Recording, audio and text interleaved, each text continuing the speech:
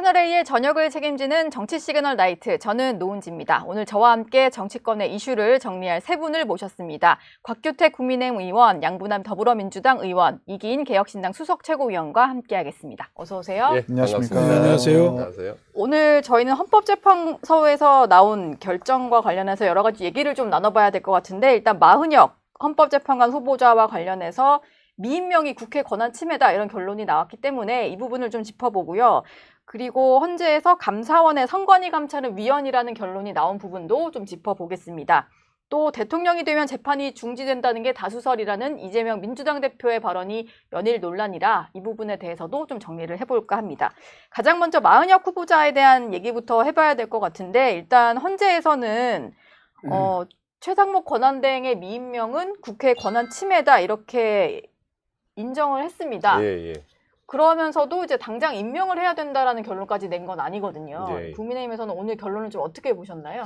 그러니까 헌법재판소의 권한쟁의 심판이라고 하는 게 이제 뭐 위헌성까지는 판단을 하지만 마흔혁 재판관이 뭐 재판관의 지위에 있다거나 뭐 임명을 하라는 것을 강제하는 상황은 아니기 때문에 다시 최상목 권한대행이 과연 임명할 것인지에 대해서는 두고 봐야 될 문제인 것 같고요. 예. 굉장히 아쉬운 것은 지금 헌재에서 이번에 판결을 함으로써 그동안 국회 추천목 3인 재판관이 원래는 여당 1명, 야당 1명, 또 여야 합의로 1명 이렇게 3명을 추천해 왔는데 사실상 이제는 그냥 다수 의석을 가진 정당에서 3명을 표결 처리해도 그 3명을 그대로 임명을 해야 되는 상황이 되기 때문에 예. 사실 국회 내에서 여야 간의 어떤 합의나 타협보다는 일방적인 표결 이것을 오히려 정당화해주는 좀 그런 문제가 있는 판결이라고 좀 보여집니다. 민주당 입장에서는 이게 당장 어떤 임명 절차로까지 강제할 수 없게 된 부분은 좀 아쉬우실 것 같기도 한데 어떠세요?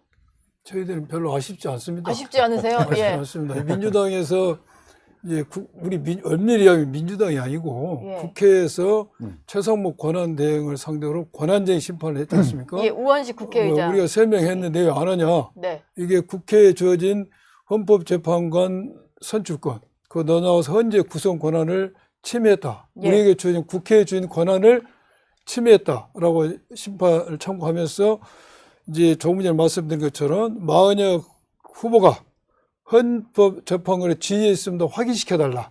이건 안 된다. 예. 헌재가 그걸 인정하면 헌재가 직접 임명을 해보는 것이 되지 않습니까? 예, 그렇죠. 헌재 내 손으로는 임명할 수 없다. 네. 그러나 최상목 권한대행이 이렇게 임명을 하지 않은 것은 국회에 주어진 선출권과 헌재 구성권을 침해한 것이다라고 이제 그런 결정을 내렸는데 잘 됐다는 생각이 들고 네. 여기에 대해서 여러 가지 쟁점이 있었는데 이 쟁점을 제가 여기서 다 이야기하면은 다른 저희 토론을 시간이 못하니까 다 없어요. 끝나버릴 것 같아요. 없으니까 네. 건너뛰고 다만 효력에 있어서는 우리 저 헌재 보면은 권한쟁의 심판의 인용 시 그 인용의 효력은 모든 모든 국가기관을 기속한다고 되어 있습니다. 기속. 예. 결정이 기속한다. 그리고 또 부연하면서 부작위로 인한 권한쟁의 심판의 경우 인용이 되면은 그 피청구인은 자기 의무를 진다고 했어요. 네. 요 말은 헌재가 내 손으로 임명 못해. 우리 권한 없어. 그러나 최상목 당신은 임명해야 돼. 네. 헌재 법에 가면은 예. 그 임명 안 하면 직무기 범죄됩니다. 근데 일단 임명을 언제까지 하라 이건 또 없으니까. 그렇죠. 예. 네, 그건 본인의 그렇죠. 선택이잖아요. 관련해서 조금 예. 좀 쟁점이 될 수 있는 것은 예. 말씀하신 것처럼 이제 언제까지 뭐 임명해야 된다 이런 의무 조항도 없을 뿐만 아니고 네. 지금 최상목 권한대행은 한덕수 권한대행의 또 대행이지 않습니까? 예.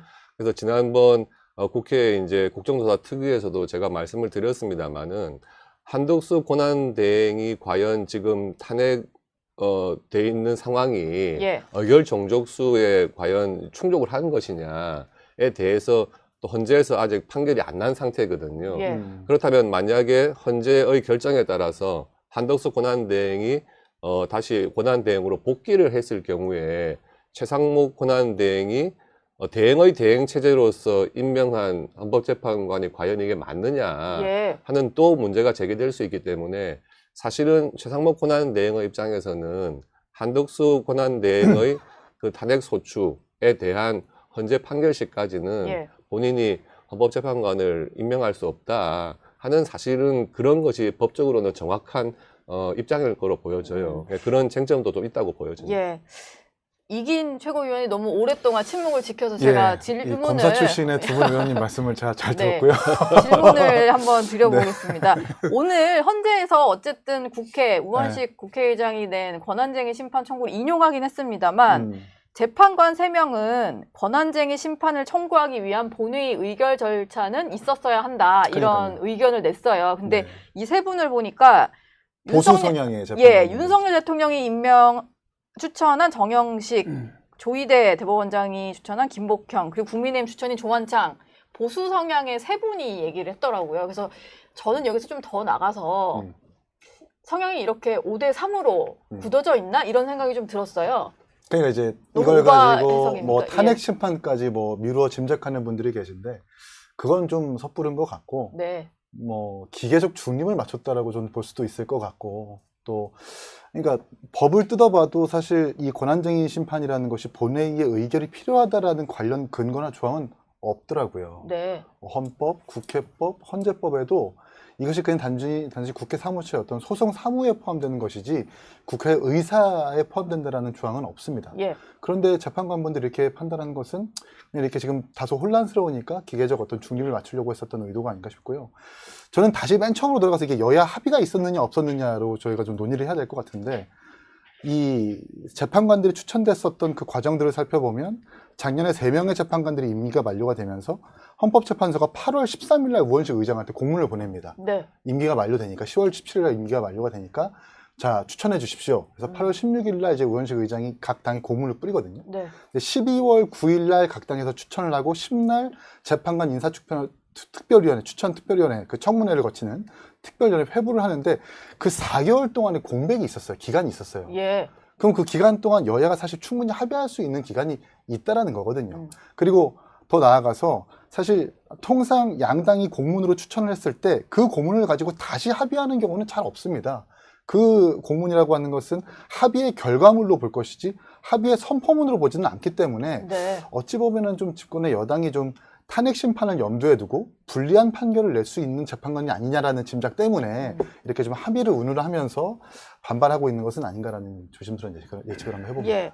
근데 지금 최상목 권한대행 같은 경우는 좀 숙고하겠다 이런 입장인 것 같고 국민의힘에서는 임명을 하면 안 된다. 그리고 국회 측은 당연히 당장 임명해야 된다 이런 얘기인데 저는 좀 전제이긴 합니다만 만약에 임명을 할 경우에 윤석열 대통령의 탄핵 심판에는 어떤 이제 변수가 될까 이게 좀 궁금해요.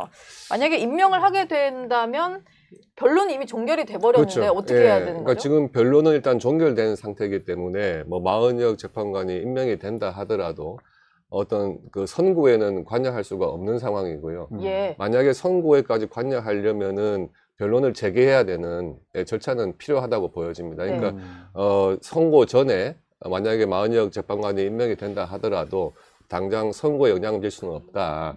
다만 헌재에서 무슨 이유로 변론을 재개한다 이런 결정을 했을 때는 그 이후부터는 마은혁 재판관까지 선고에 관여할 수 있는 그런 구조가 되겠죠. 예. 양분남 의원 보시기에는 어떤가요? 만약에 헌재 입장이라면 마은혁 후보자를 임명을 하더라도 탄핵 심판에까지는 참여 안 시키고 지금 그냥 방금 우리 곽기태 의원이 말씀하신 것처럼 네. 원론적으로 우리 형사소송법에는 판사의 경질이 있을 경우에 예. 이게 원래는 변론 자체를 갱신을 합니다. 네. 갱신을 하는데 예. 판결에 선고만 한 경우는 이제 예외로 할 수가 있어요. 예. 근데 그래서 이번에 마은혁 재판관이 임명이 되더라도 그냥 마은혁 재판관을 빼고 8명이 선고만 할 수가 있고 8인 체제. 8인 체제로 하도 이 법은 아닙니다. 예. 그리고 마은혁을 넣어서 하려면은 변론의 갱신이 있어야 됩니다. 네. 다만 변론의 갱신의 방식에 있어서는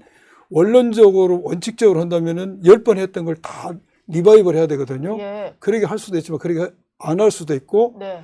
단순히 지금까지 뭘 했다라고 요지를 고지함으로써 간단히 할 수는 있습니다. 네. 제가 이제 절차를 설명한 것이고 예. 제가 현재 입장이면 굳이 마은혁을 끼울 필요가 없죠.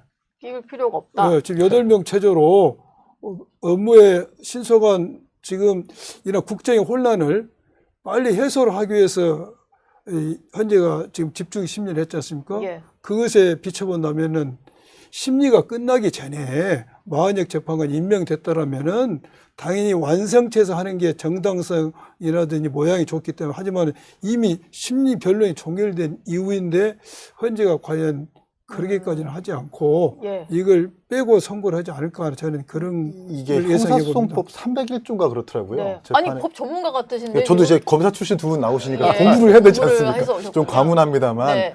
재판의 경질 우리는 또는 조문 안 해와요. 변경이 죄송합니다. 어려웠어요. 어려웠던 거죠. 변경이 있을 때는 네.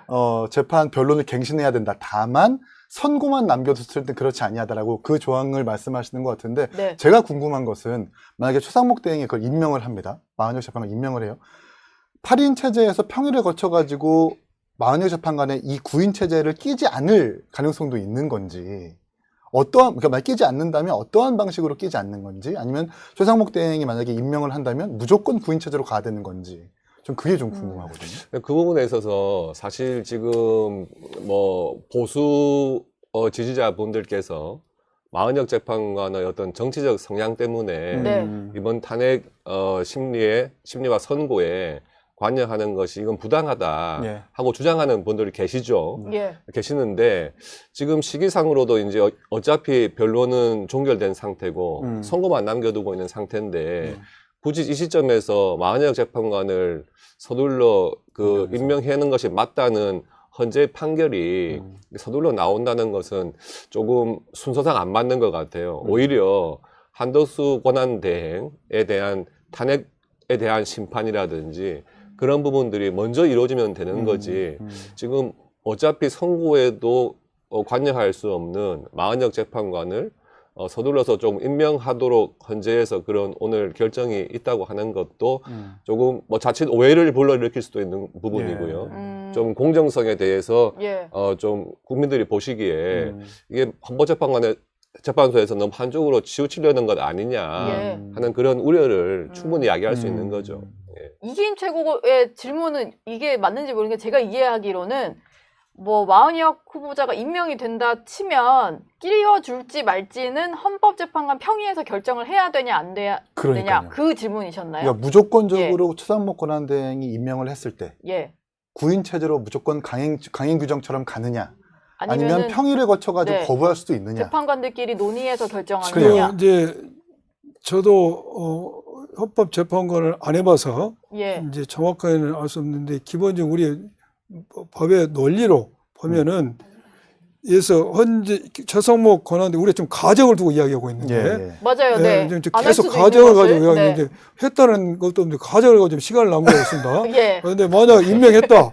9명이 되는 경우는 방금 말씀하신 301조 그 단서 조항에 의해서 선고에 참여시켜도 되고 네.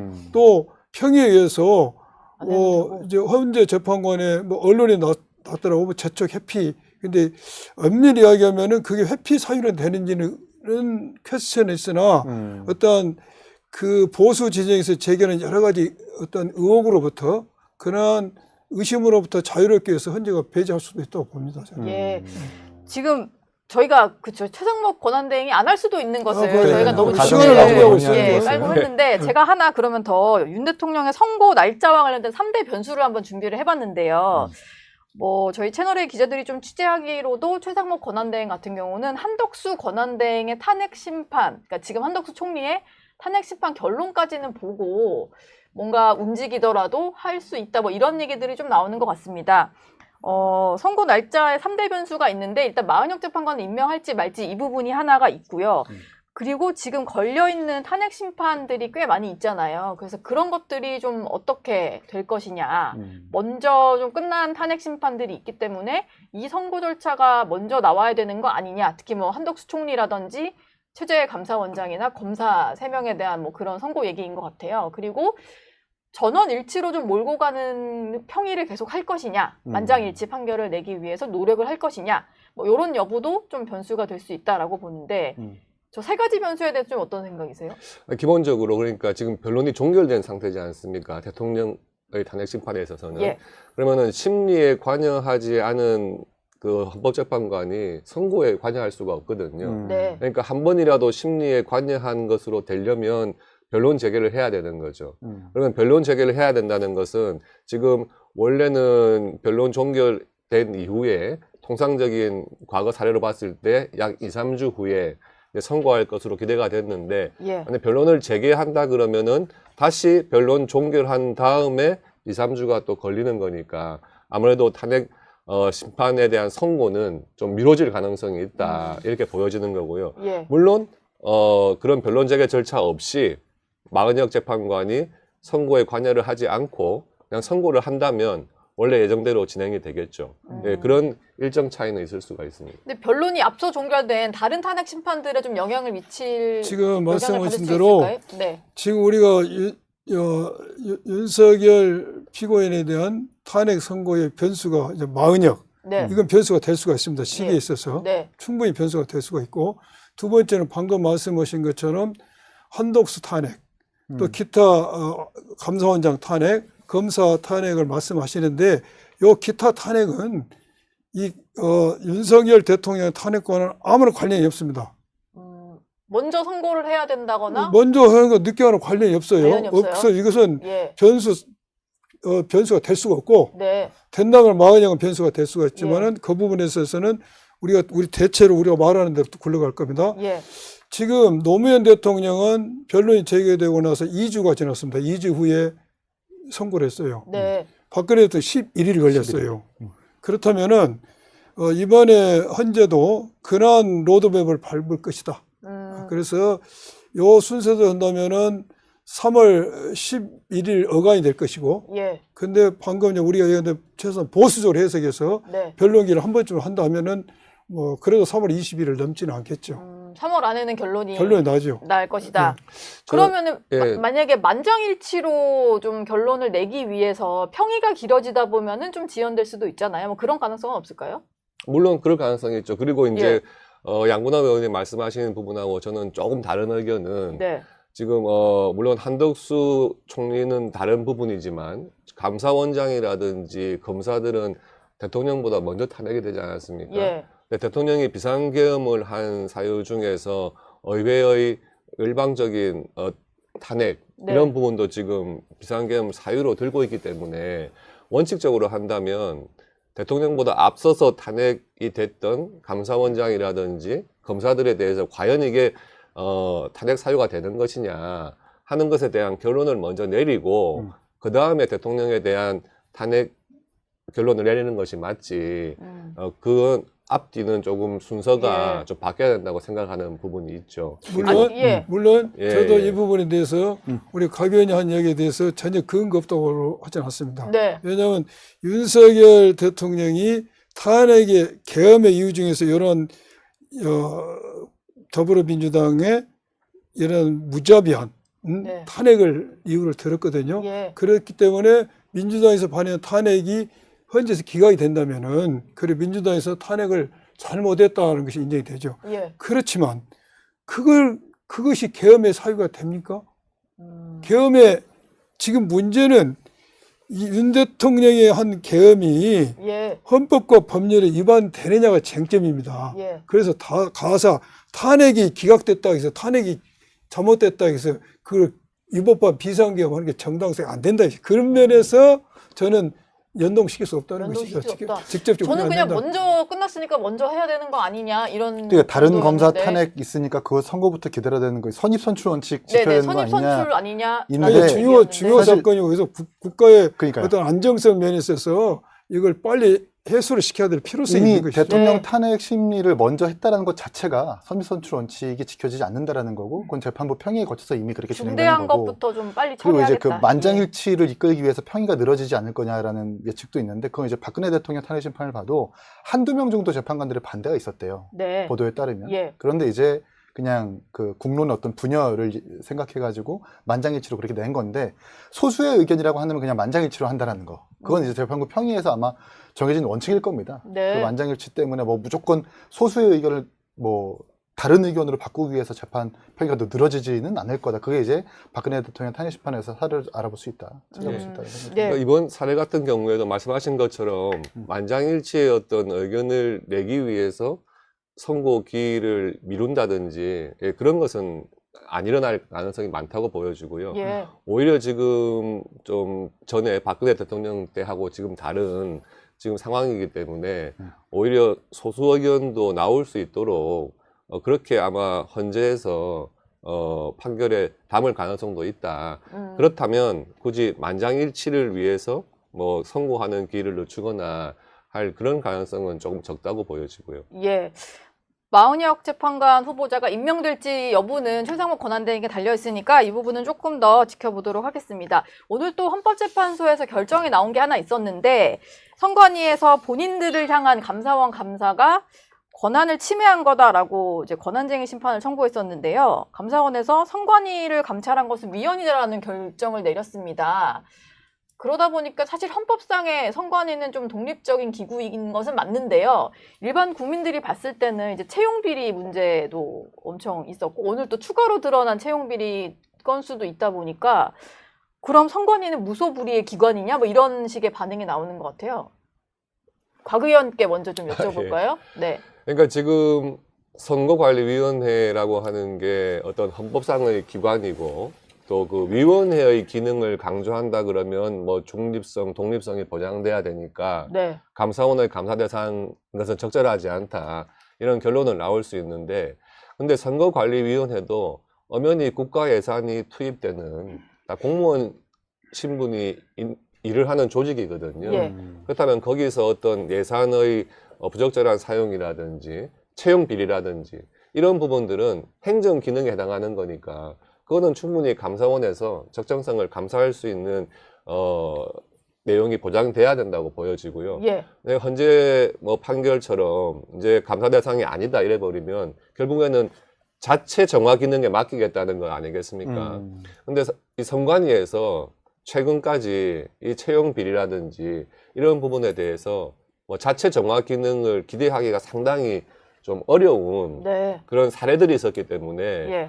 그런 것을 고려한다면 좀 국민들께서 우려하지 않을까. 그래서 감사원의 감사 대상은 아니라 하더라도 사실 그에 준하는 어떤 감사 기능은 둬야 되는 것이 아닌가 향후에라도 네. 그런 생각은 드네요. 감사원 결정문에 보니까 자체 감찰 기구를 통해서 어떤 이런 지금까지 불거졌던 채용 비리 이 부분에 대한 어떤 근절 노력은 있어야 된다. 뭐 이런 취지의 내용은 담겨 있던데 자체 감찰이라고 하는 것은 어쨌든 외부인을 임명한다고 해도 그 임명 권한은 중앙 선관위원장에게 있거든요.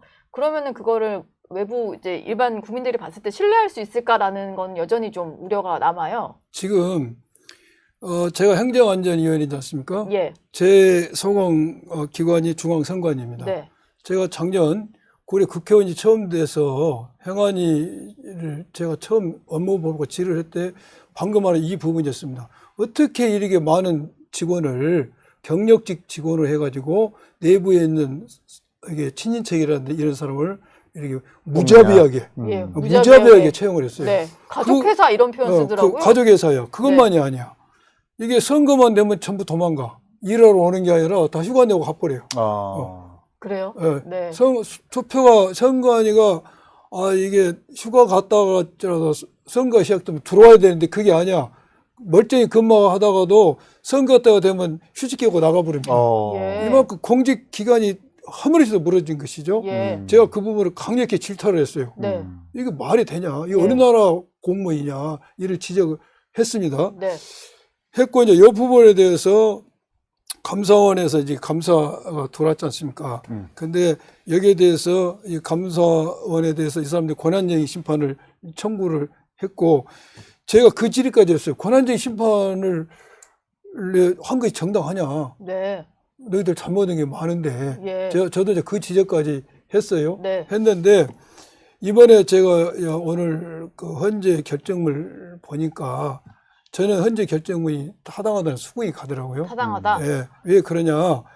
물론 직원 채용이라든지 직무와 인사에 대해서 그렇게 감사를 하지만은 업무가 선관위의 고유한 업무가 정치적 중립의 제아들의 선거 임무 직무잖아요. 예. 그럼 선거 직무까지도 영향을 미칠 우려가 있다. 우려가 있기 때문에 네. 너희들이 잘해서가 아니라 예. 이것은 피감 대상으로 이렇게 감사까지 하는 것은 적절치 않다. 감사원이 요 중앙선관위는 기관, 헌법기관인데 헌법기관이잖아요. 네. 헌법기관을 감사원이 행정기관, 감사원이 헌법기관을 중앙선관위를 하는 것 적지 않다. 고유의 업무인 선거 업무를 침해할 우려가 있다고 이렇게 했어요. 예. 그래서 이 부분에 있어서 저는 두 가지를 생각해봤어요. 중앙선관위는 이 부분에서 무조건 그래 우리 주장이 옳다 이렇게 나오면 안 되고 네. 그만큼 헌재에서 이렇게 판단한 배경은 고유한 선거의 중립 의무 이걸 존중한 겁니다. 그러면 헌재의 취지에 부합하는 중립 의무가 될 수 있도록 노력해야 될 것이고 두 번째는 이러한 선관위의 직무나 인사의 문제점은 사법적으로 우리 검찰이나 수사기관에서 아주 치밀하게 수사를 하면서 막아야 된다는 생각이 들었어요. 예. 거기에 대해서도 자기들이 수긍을 해야 되고. 예. 감사원의 감사 문제는 헌법상의 독립기구이기 그렇기 때문에 어쩔 수 없다. 어쩔 수 없지만 다른 식의 어떤 이제 수사기관 이런 데서의 어떤 감시, 견제 이런 거 감시하고 필요하다. 본인들도 이걸 통해서 더 각성할 필요가 있다. 예. 왜 그런 판단을 해주는지 현재에서. 네. 헌법상 기관으로서 역할을 제대로 해라 이것이죠. 의원님도 행안위원이시니까 예. 국감 때 좀 제가 철저한 지적했어요. 감시를 부탁드립니다. 예, 예. 지난해처럼. 예. 네, 부탁드리겠습니다. 저는 근데 오늘 감사원에서 나온 공교롭게 감사원에서는 이 직무감찰 권한 없는 직무감찰이라고 했습니다만 감찰 결과를 발표를 했거든요.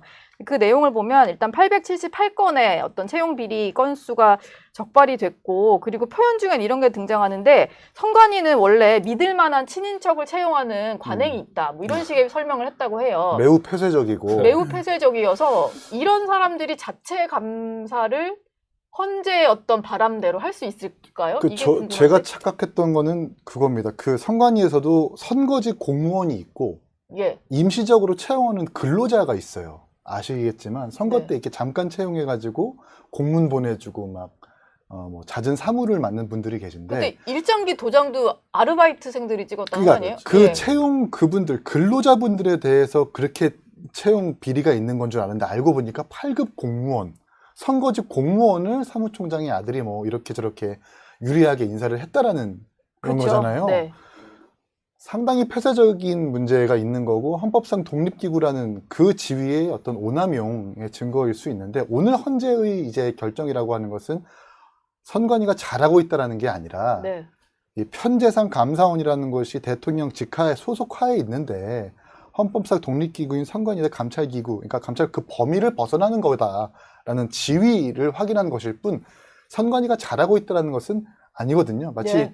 뭐 지방자치단체가 광역자치단체의 사무를 맡을 수 없듯이 그냥 그렇게 구분해 놓은 것인데 이걸 가지고 선관위가 잘하고 있다고 오도하는 것은 안 되겠다는 생각이 들고 결국 방금도 말씀하셨지만 선관위의 감사를 해야 되는 곳은 원인 국회입니다. 예. 국회 제가 열심히 행안위예요. 하겠습니다. 예, 그래서 열심히 국회가 잘 해야 지적하겠습니다. 되는데 근데 네. 한계가 있죠. 왜냐하면 네. 국회에서는 자료를 받아가지고 실시간으로 하지 못하고 자료를 받아서 그 후에 어떤 행정을 들여다봐야 되는 건데 네. 실시간으로 벌어지는 비위나 행위에 대해서는 포착하기 어려우니까 이 부분들은 좀 우리가 국회와 정치권이 좀 심도 있게 논의를 해야 될 필요는 있는 것 그러니까 같아요. 예를 들어서 네. 선관위에서도 정말 진정성이 있다면 선관위의 직원 채용은 예를 들어서 뭐 행안부에다가 맡겨서 위임해서 직원 채용을 한다든지 이런 어떤 제도적 보완책이 나와야지 네.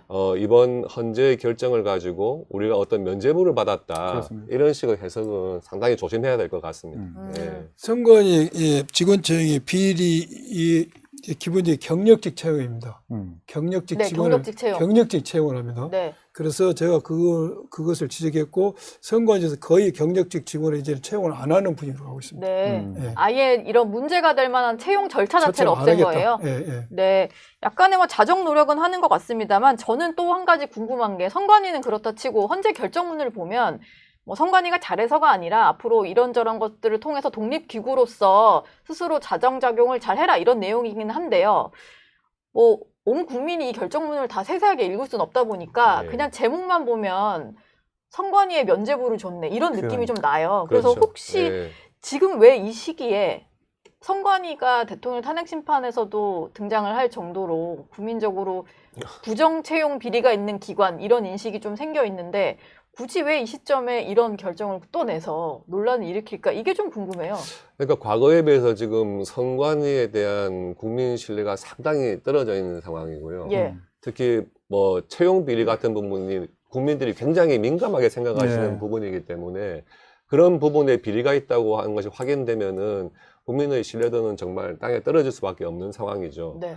특히 지금 말씀하신 것처럼 뭐 부정선거에 대한 의혹들도 막 제기되고 있는 상황인데 선관위가 어떤 헌법상의 기관이다 뭐 이런 걸 강조할 것이 아니고 그런 부분을 반면교사 삼아서 자체적인 정화 노력을 어떻게 해나가겠다 하는 그런 입장을 밝혀야 될 상황인데 예.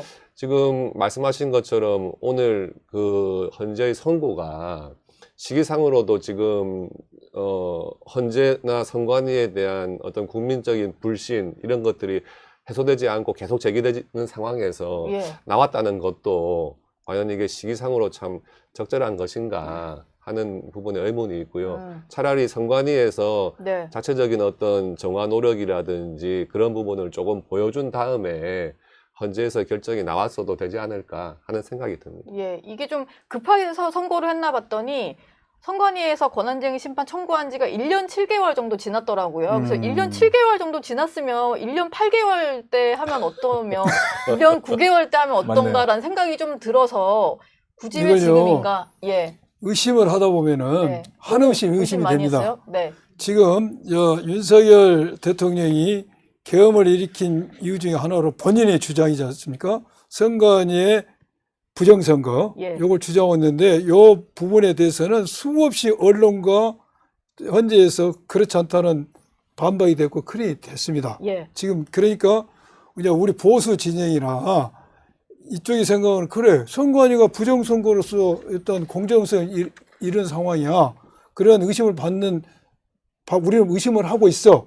그런데 여기서 감사원에서 감사 자체도 해서는 안 된다라고 해서 면죄부 비슷한 걸 주게 된다면은 네. 오히려 우리가 주장하는 부정선거의 주장이 희석되는 거 아니야?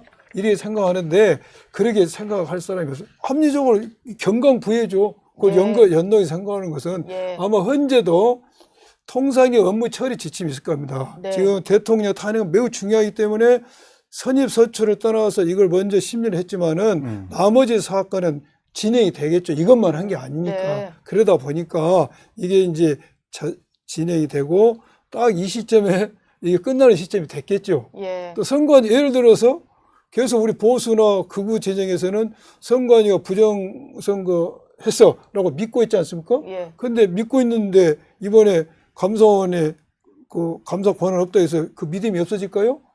없어지지 않습니다. 네. 저 경강부예요. 그건. 알겠습니다. 경강부에 의심을 좀 거두도록 하겠습니다. 다음 주제로 좀 넘어가 보겠습니다. 이재명 민주당 대표가 어제 결심 공판에서 이런 얘기를 했는데 보통 허위사실 공표 혐의, 공직선거법상의 허위사실 공표 혐의를 받는 다른 정치인은 벌금 70만 원에서 90만 원 정도를 받는다라고 하면서 본인에게는 좀 정상적이지 않은 검찰권을 행사하고 있다 이런 논리를 좀 폈습니다. 이기인 최고는 저 말을 좀 어떻게 들으셨나요? 제가 과문하지만 예. 아닙니다. 이제 그러니까 뭐 다른 정치인들은 7, 80만 원 받는데 왜 난 이렇게 높으냐. 근데 이건 이제 최근에 어떤 대법원의 양형 기준을 잘 모르고 하는 이야기인 것 같은 게 최근 트렌드를 좀 최근 트렌드를 안 좀 보고? 저 유행에 민감하니까. 네. 대법원의 양형 기준이라는 것, 법원에서 사실 선거 사범들에 대한 어떤 기준을 계속해서 강화해 오긴 했습니다. 2012년부터 16년, 20년 이렇게 당선을 목적으로 한 허위사실 공표에 대해서 특히 유권자의 어떤 인식에 영향을 미치는 것에 대해서는 매우 엄히 다스리고 계속해서 그 기준을 강화했던 거거든요. 네. 작년인가요? 이 허위사실 당선 목적으로 한 허위사실 공표에 대한 양형 기준이 기본 8개월에서 4년 6개월 네. 그리고 벌금 550만 원에서 2,550만 원으로 강화해 놨습니다. 거기에 따른 사실 판결이거든요. 예. 거기서 이제 감경 사유가 있느냐, 양형 사유가 있느냐인데 감경 사유는 없고 이재명 대표에게는 사실 양형 사유만 있었죠. 그 네. 동종 전력, 선거법 위반으로 벌금을 낸 전력이 이재명 대표에게는 있고 또 방송과 같은 전파력이 센 데에서 이렇게 허위사실 발언을 하니까 그렇게 징역 2년 구형하고 1년 실형에 2년 집행유예 나온 건데 이걸 최근 트렌드를 지금 못 읽고 그렇게 얘기하는 거 아닌가 싶고 아주 유사한 사례가 있습니다. 허경영 총재라고 해가지고 본인이 이제 이병철 회장의 아들이다. 양아들이다. 네, 공중부양할 수 있다라고 해가지고 이야기했는데 이재명 대표와 뭐 그 상당히 유사한 지점이 공보물을 작성해서 배포한 것도 아니고 이재명 대표처럼 낙선자이고 그리고 동종 전력도 있고 그런데 그 발언을 통해서 허경영 총재가 받았던 이 형량이 2년 실형에 3년 집행유예거든요. 네. 그게 이제 강화된 양형 기준에서 이렇게 받은 겁니다. 네. 그렇게 보면은 허경영 총재나 이재명 대표나 다른 정치인들 똑같이 지금 적용이 되고 있는 건데 과거의 기준을 두고 다시 가져와가지고 자기는 억울하다고 피력하는 것이 과연 국민들에게 좀 수긍이 될 수 있을 만한 주장인가라는 의문은 있습니다. 오늘 근데 이걸 받아서 민주당 의원들 사이에서 아마 2심에서는 벌금 80만 원 정도 나올 거다 뭐 이런 얘기들이 좀 나오는 것 같아요.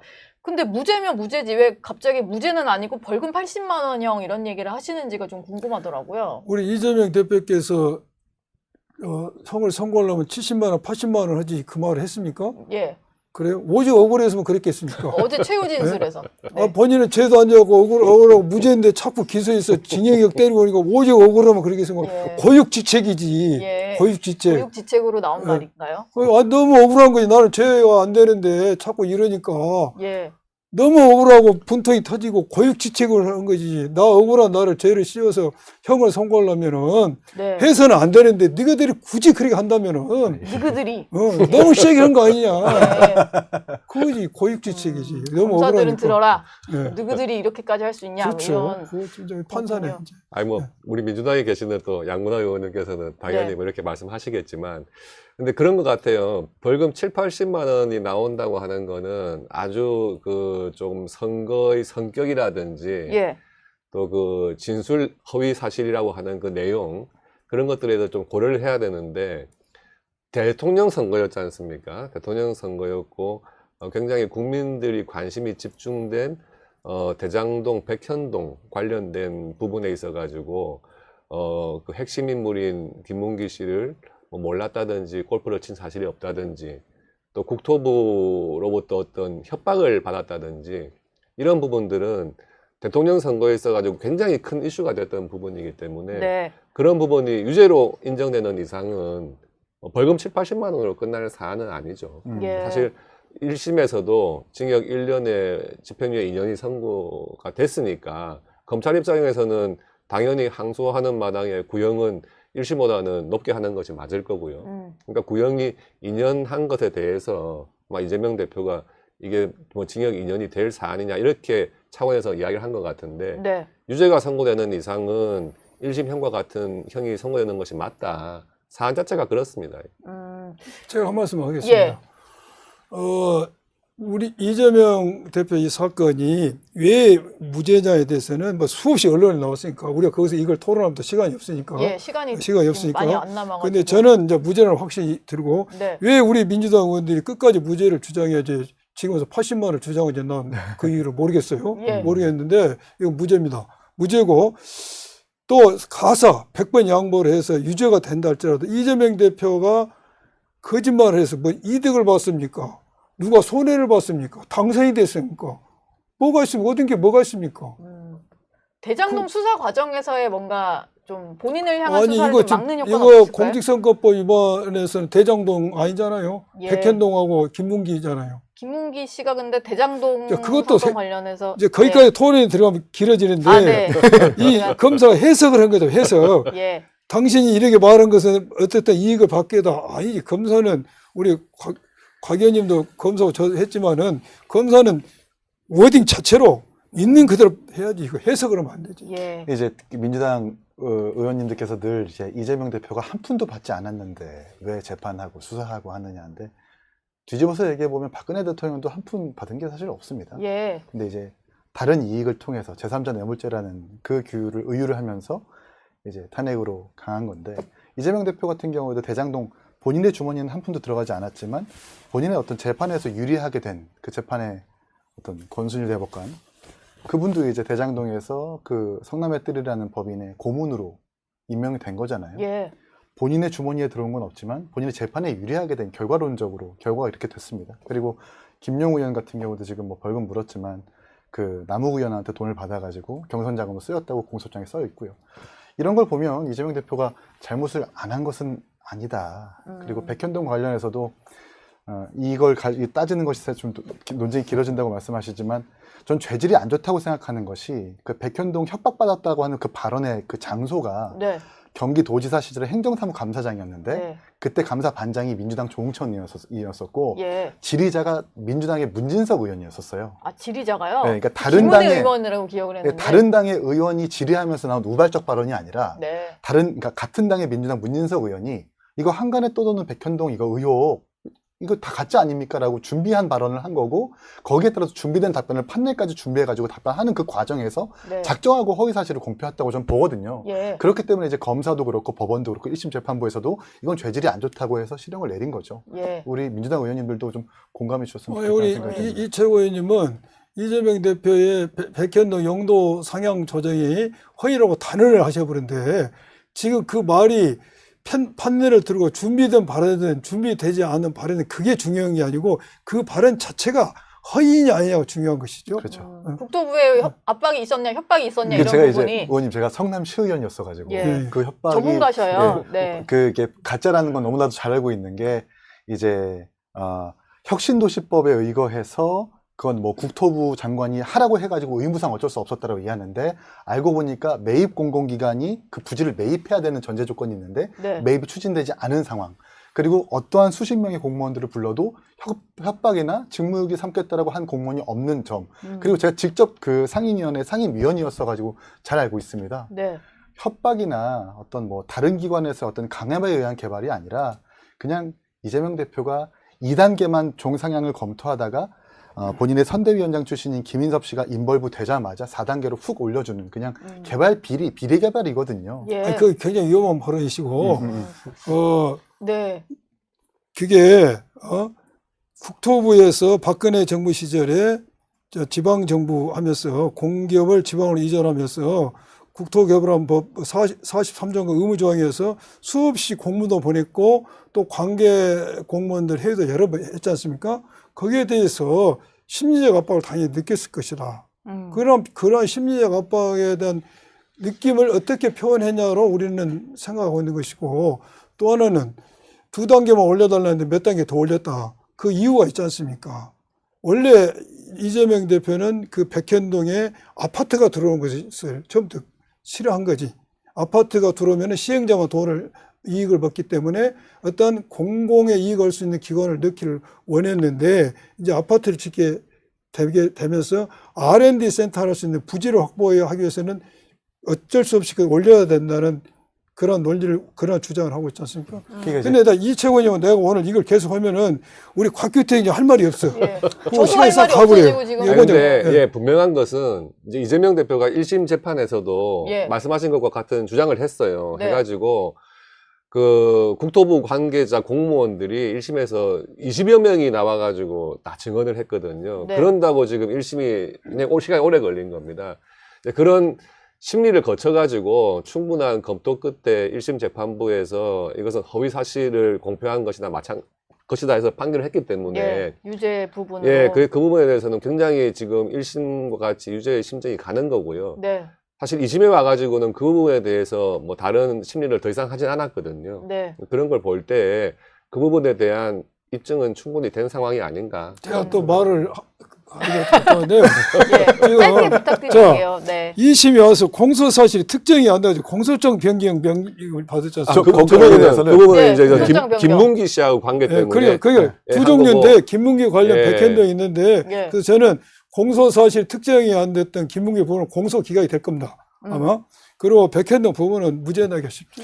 예. 이제 그 공문에서 혁신도시법상 적용이 됩니까? 라고 성남시가 국토부한테 물었는데 국토부가 뭐라고 보냈냐면 그거는 귀시가 저기 판단해야 할 것입니다. 예. 그러니까 당신들 재량이니까 알아서 알아서 하십시오라는 해라. 정확한 공문이 있어가지고 네. 공문으로 통한 압박 으로 얘기하기에는 좀 무리가 있다는 말씀을 좀 드리고 싶고 예. 이 정도만 하겠습니다. 이 정도만 하겠습니다. 거기서 반박할 수 있는데 네. 진행상 이 정도만 하겠습니다. 저희가 다음에 좀 다뤄봐야 될 얘기는 이재명 대표의 재판이 정지되느냐 이 문제입니다. 물론 조기 대선이 아직 확정된 것도 아닙니다만 조기 대선이 치러질 경우 그리고 대선 때까지 이재명 대표의 대법원 최종 판결 결과가 나오지 않았을 경우에 이게 우리가 좀 지켜봐야 될 부분이긴 한데요.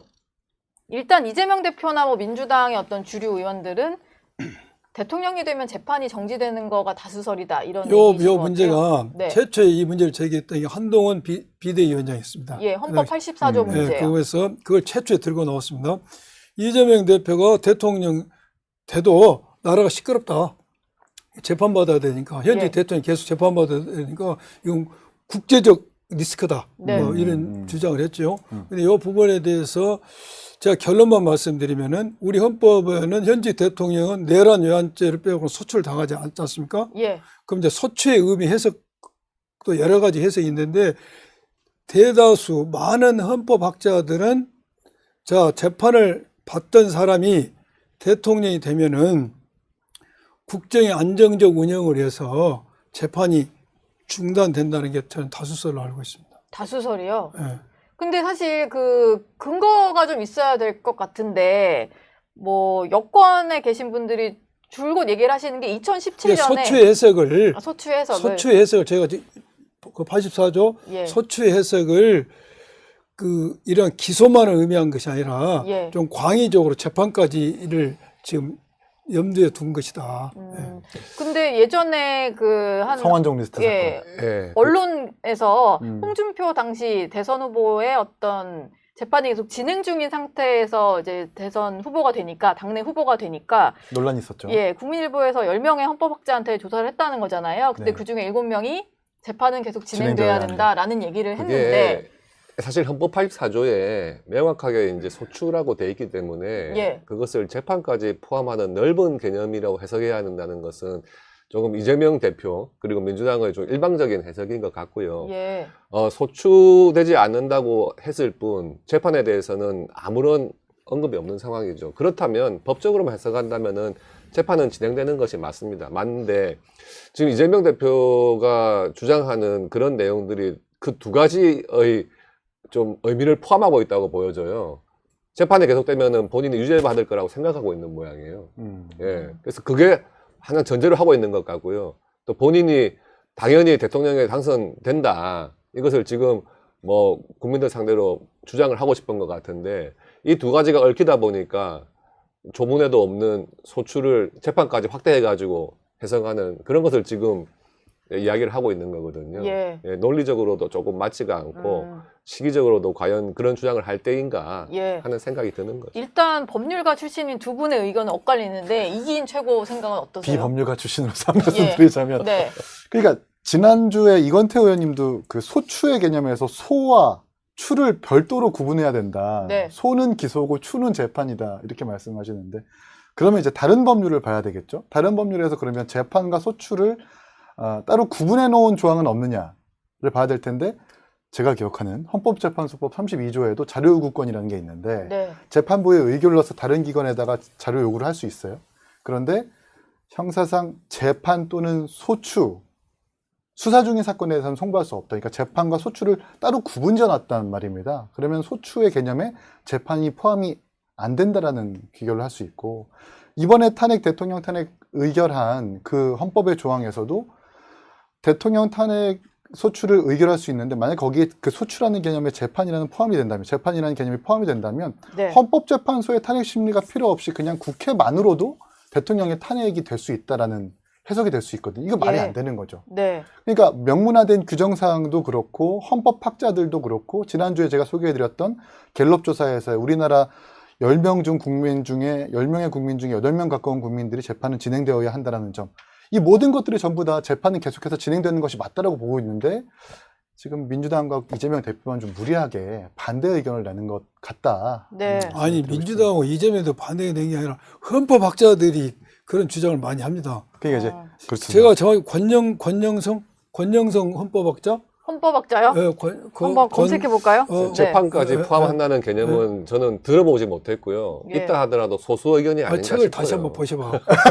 헌법학자 생겼다. 무슨 책을 봐야 됩니까, 저희가? 제가 그때 네. 권영성 헌법 교수 아니, 권영성 근데 예. 법의 해석은 기본적으로 제일 기본이 문헌적 해석이거든요. 네. 소추의 의미는 기소입니다. 기소인데 예. 그것을 재판까지 포함하는 개념이어서 현직 대통령은 그 전에 기소된 재판 진행 중이었던 것에 대해 재판이 정지된다. 이것은 너무 문헌 해석과는 다른 해석이기 때문에 예. 좀 받아들이기 힘든 것 같고 음. 제일 뭐 논란이 안 생기게 하려면 재판 중에 대통령 출마하신 분은 국민들께서 선택을 안 하시면 되는 거죠, 사실. 예. 예. 국민들이 그 표로 네. 결정을 제가 하면 됩니다. 방금 우리 곽 의원이 말씀하신 것처럼 예. 저는 많은 다수설이 재판이 중지된다고 이야기했고 두 분은 저와 반대되는 이야기를 하고 있어요. 네. 입법적 규정이 없으니까 이런 이제 문제가 생겼어요. 그렇겠죠. 그러면 방금 말씀하신 대로 자 이러한 해석이 분분하는데 재판받고 있는 사람을 그러면 대통령으로 뽑지 않아야 되는가? 재판을 받고 있지만 그 재판이 정당하지 않다. 탄핵을 받고 있다. 그리고 이 사람은 무죄다. 그리고 이 사람은 이 현 대한민국의 난국을 헤쳐나가는 데 가장 책임자다. 그래서 나는 찍어야 된다 생각한다면 찍는 것이죠. 그러면 이재명 대표 입장에서는 나는 재판을 공정하게 받을 테니 하지만 나는 무죄이니 나를 믿고 찍어달라라고 말을 해도 되지 않을까요? 그것은 본인이 해야 할 문제인데 네. 내가 본인이 아니라 그만 할 수 없는데 네. 모든 사람은 대통령 후보냐 대통령이기 전에 자연인으로서 자기를 방어할 본능이 있고 네. 그런 기본권이 있는 것입니다. 예. 그럼 누구든지 다 재판이 중단되기를 바라는 것이죠. 예. 그래서 타달 일은 아니고 방금 우리 곽 의원이 말씀하신 것처럼 이런 상황에서 누구를 선택할 것이냐 좋습니다. 그러면은 지금 이재명 대표가 기소된 내용에 대해서 우리 국민들에게 민주당에서는 이게 정권의 탄압이고 정적 죽이고 진실이 아니라고 주장하고 있습니다. 그러면서 이재명 대표는 여러 가지 행보를 통해서 많은 국민들이 어필을 하고 그것이 대선 후보 지지도로서 제일 1위를 하고 있지 않습니까? 네. 몇 년째. 예. 그리고 국민들이 그렇다고 그걸 안고라도 우리는 뽑겠다 하면 되는 것이죠. 두 분에게 짧게 뭐 말씀 기회는 드릴 수 있는데 네. 하실 말씀 있으실까요? 그러니까 이제 그렇습니다. 만약에 선거를 앞두고 뭐 정적 죽이기를 위해 가지고 갑작스럽게 수사를 해가지고 뭐 기소를 해놓고 재판 받는 중이면 대통령 나오지 마라. 이렇게 하면 안 되겠죠. 예. 그런데 이재명 대표에 대한 지금 재판하고 있는 사건들은요. 굉장히 오래전에 기소가 됐음에도 불구하고 이재명 대표 쪽에서 굉장히 시간을 끌어가지고 예. 온갖 기술을 다 동원해가지고 시간을 끌어온 사건들이거든요. 그러면서 지금 이제 원래는 이 대선이 몇 년 뒤에 진행돼야 되는데 이 비상계엄 사태 때문에 혹시 조기 대선이 이제 생길 수 있는 상황이 되다 보니까 느닷없이 이 헌법 84조에 있는 소추라는 것이 재판까지 포함하는 것이다. 이런 해석까지 지금 들고 나와가지고 내가 대통령이 된다면은 재판은 정지된다. 이런 지금 주장을 하고 있는 것이거든요. 예. 시기적으로나 논리적으로 맞지 않는 주장이다 생각을 합니다. 두 분이 이제 검사 출신이시니까 사실 그 민주당에서 얘기하는 검찰의 어떤 정적 죽이기 아마 두 분이 검사 재직 시절에 어떤 정적을 죽이려고 검사 활동을 하지는 않으셨을 겁니다. 네. 그때의 검찰과 지금의 검찰이 크게 다르지는 않을 것이다라는 좀 긍정적인 생각을 하게 되고요. 그리고 헌법학자 이미 다수의 헌법학자 10명 중에 7명이 재판은 정지되지 않는다라고 얘기하고 있고 대다수의 국민들께서 형사 피고인의 대통령 당선이 형사사건의 면죄부가 돼서는 안 된다라고 이야기를 하고 있다는 점 그리고 우리 많은 법률에서 소추와 재판의 개념을 따로 분리하고 있는 점을 봤을 때 저는 이재명 대표의 주장이 좀 무리한 것이라고 봅니다. 예. 이런 것들을 종합적으로 고려해서 우리 국민들께서 만약에 조기 대선이 열리면 잘 판단해 주시리라고 생각을 합니다. 아까 양분한 의원 말씀하셨던 권영성 헌법학자의 어떤 책이 있는 것 같아요. 뭐 여기 이분의 뭐 논리가 어떤지도 제가 한번 파악을 해보도록 하겠습니다. 네. 예, 오늘 세 분 말씀은 여기까지 듣겠습니다. 고맙습니다. 네, 감사합니다. 네, 정치 시그널 나이트 오늘 순서는 여기까지입니다. 저는 다음 주 월요일 아침 8시 정치 시그널로 여러분들을 다시 찾아가겠습니다.